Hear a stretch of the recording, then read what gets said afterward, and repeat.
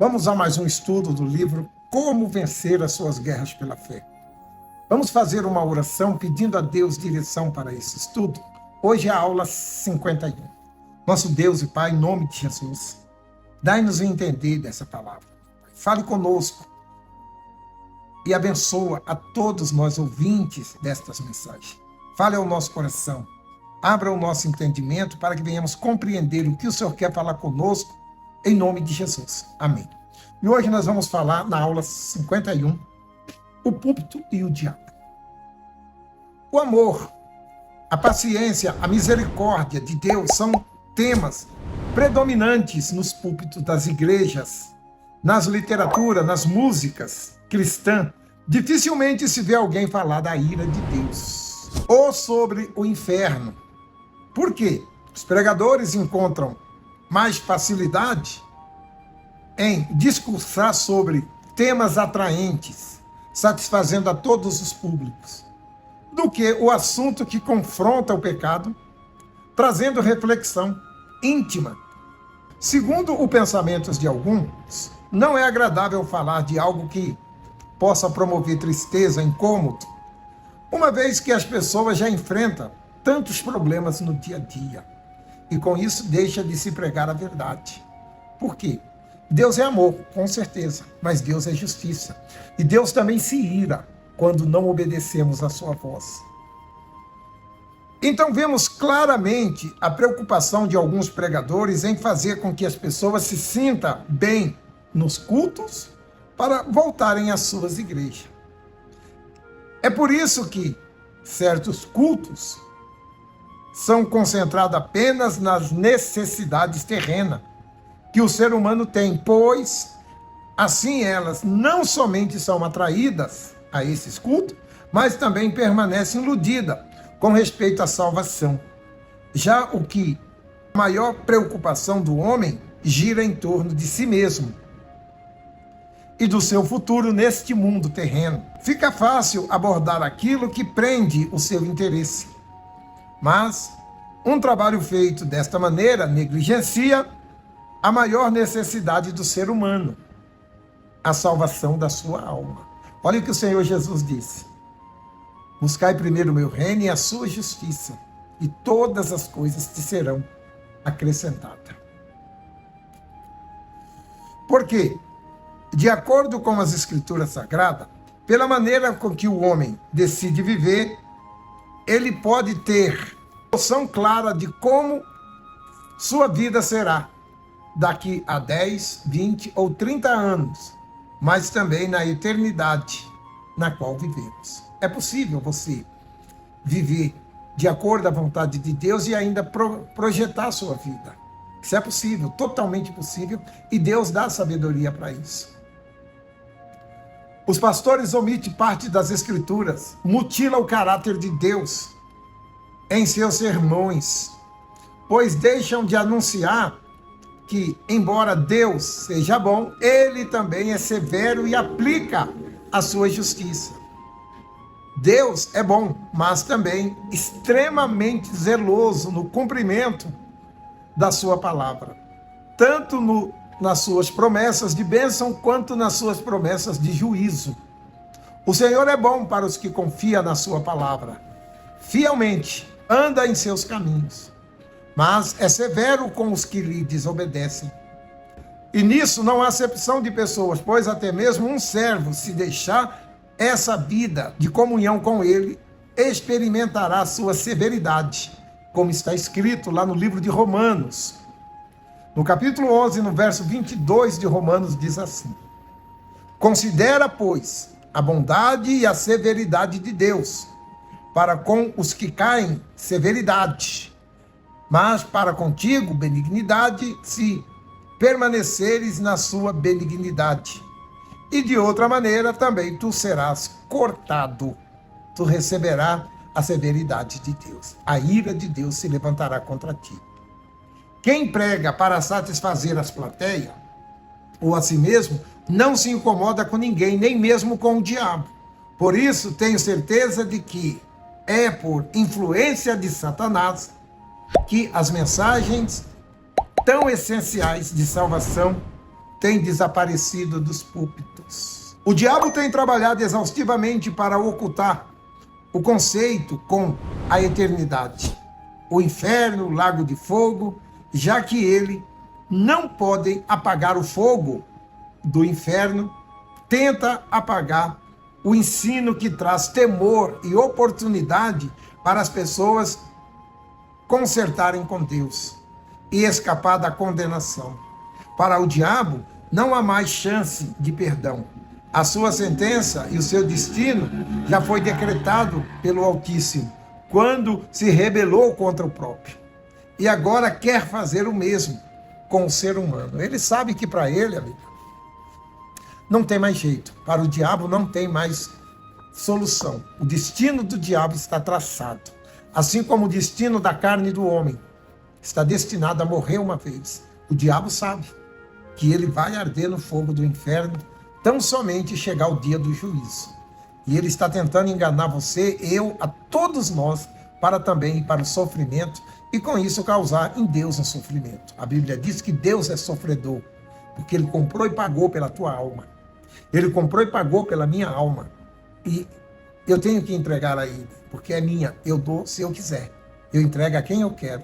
E muitas são as pessoas que não têm entregado a alma a Deus, porque não têm consciência, ou não crê que Deus pagou o preço pela alma dele, dando seu Filho, o nosso Senhor Jesus, a morrer e ressuscitar por todos nós.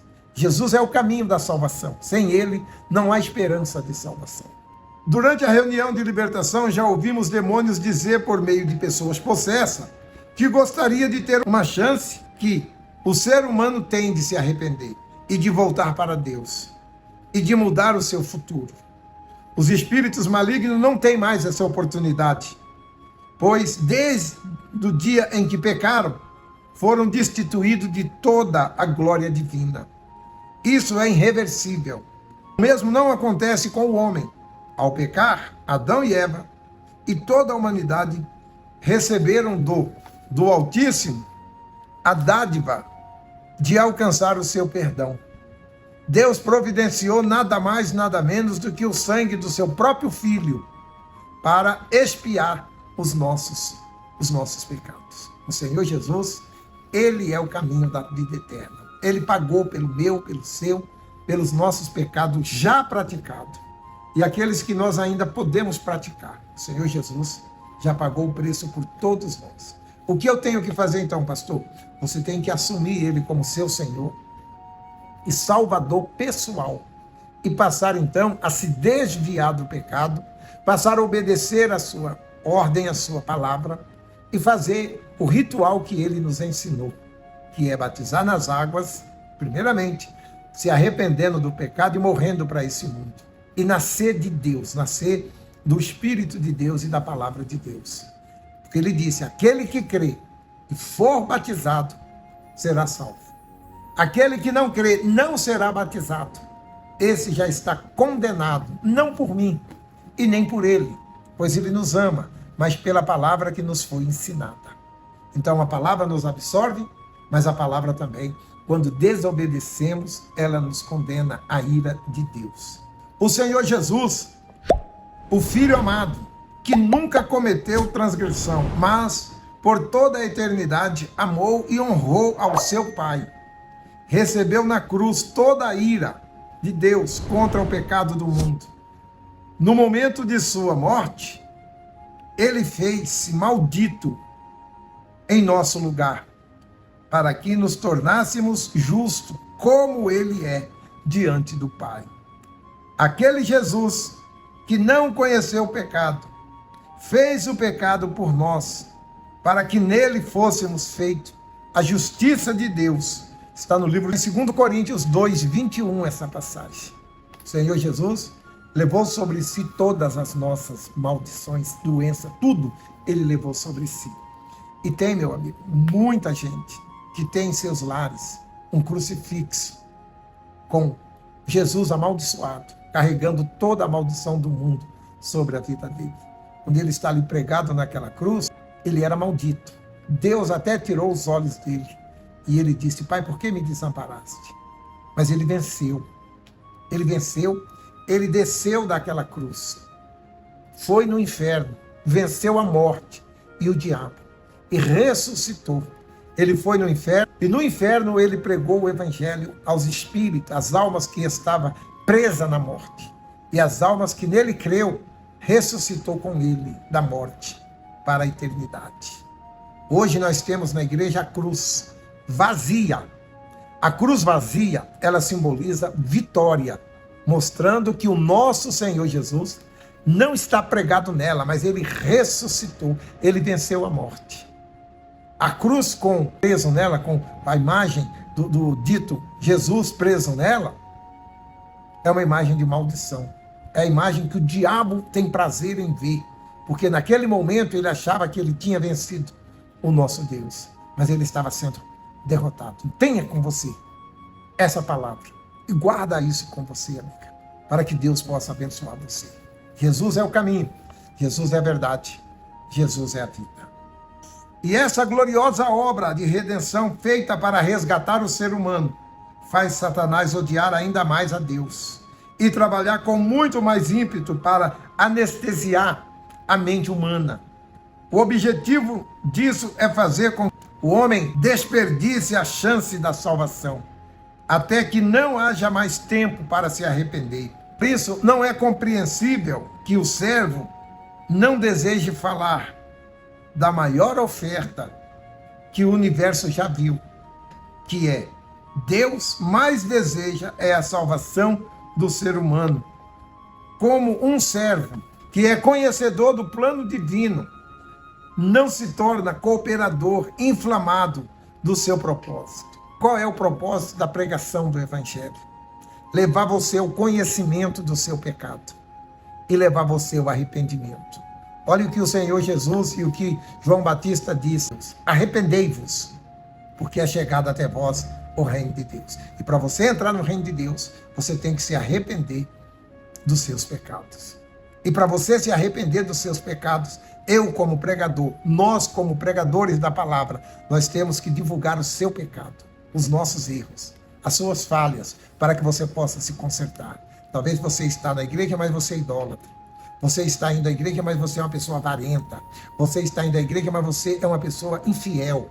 Você trai a sua mulher, o seu marido, trai a Deus. Você é uma pessoa que tem mágoa no seu coração. Você é uma pessoa que tem ódio, que deseja o mal do seu próximo. Amiga, ei, tu vai para o inferno. Se você não se arrepender disso, mesmo morrendo dentro da igreja, você vai para o inferno, porque assim está escrito. Arrependei-vos, porque é chegado até vós o reino do céu. E se você não se arrepender, mesmo estando dentro de uma igreja, você está condenado ao inferno. Mesmo você sendo até um pregador da palavra de Deus, que eu falo com você agora, você vai ser condenado ao inferno. Porque você não pode esquecer daquele versículo que ele fala assim: Senhor, Senhor, em teu nome pregamos a tua palavra, em teu nome curamos os enfermos, Senhor. E o Senhor vai dizer para esse: apartai-vos de mim, maldito, porque eu não vos conheço, vós que praticai iniquidade. Você que deixar de pregar, deixar de falar a verdade, você está praticando iniquidade. Você está condenando também a sua alma. Pense nisso, amigo. Se arrependa dos seus erros. Faça o certo. E agrade ao Senhor Jesus, para que Ele possa abençoar você. Tá certo? Curva a sua cabeça. Espírito Santo, fale conosco, Senhor. Além das palavras ditas aqui, fale conosco que não falamos. Conscientize-nos que precisamos, na verdade, é da salvação eterna, é de ter uma comunhão contigo, ter uma aliança contigo, ter um voto contigo de falar a verdade, de viver na verdade e de fugir dos pecados. Ajuda, meu Pai, a cada uma dessas pessoas, em nome do Senhor Jesus, que morreu e ressuscitou por nós, e nos deu o direito da vida, nos deu o direito de sermos chamados filhos do Deus Altíssimo. Respira fundo e diga graças a Deus. Semana que vem voltamos, se o Altíssimo Deus permitir. Fique com Deus.